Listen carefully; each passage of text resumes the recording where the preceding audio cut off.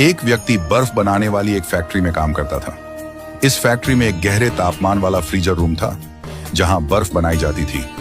हर शाम की तरह आज भी फैक्ट्री बंद होने से पहले वह व्यक्ति अंतिम बार पूरे क्षेत्र का निरीक्षण करने निकला।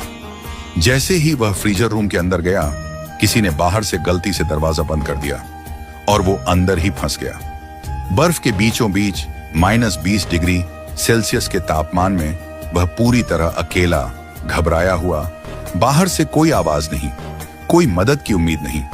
छुट्टी का समय था, सभी कर्मचारी अपने अपने घरों की ओर जा चुके थे। धीरे धीरे जब उसे यह एहसास हुआ कि अब वह शायद कभी बाहर नहीं निकल पाएगा, उसके शरीर की गर्मी घटने लगी, हाथ कांपने लगे, होंठ नीले पड़ने लगे, उसकी सांसें भारी होने लगी और जीवन की डोर छूटती प्रतीत होने लगी। वो वहीं ठंडे फर्श पर बैठ गया और बंद आंखों से अपने प्रभु को पुकारने लगा।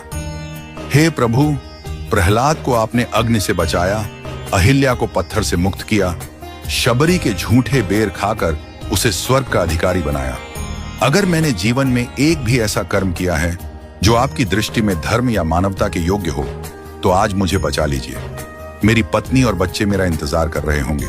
घर में मेरे अलावा कोई कमाने वाला नहीं है। अगर मेरा शरीर यहीं जम गया तो उनका क्या होगा?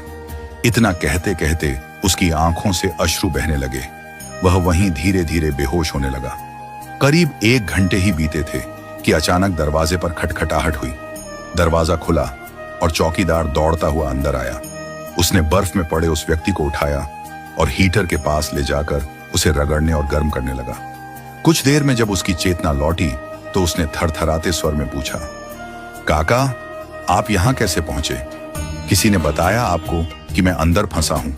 वह बोला, बेटा, इस फैक्ट्री में मैं बीते 20 सालों से हूं। रोज सैकड़ों लोग आते हैं, जाते हैं, मगर कोई मुझे देखता भी नहीं, कोई कुछ नहीं कहता। लेकिन तुम जब भी आते हो, मुस्कुराकर राम राम काका कहते हो और जाते वक्त फिर कहते हो, काका, घर ठीक से जाना, ठंड है। तुम्हारे इस एक राम राम में ऐसा अपनापन होता है कि मेरा सारा दिन अच्छा हो जाता है।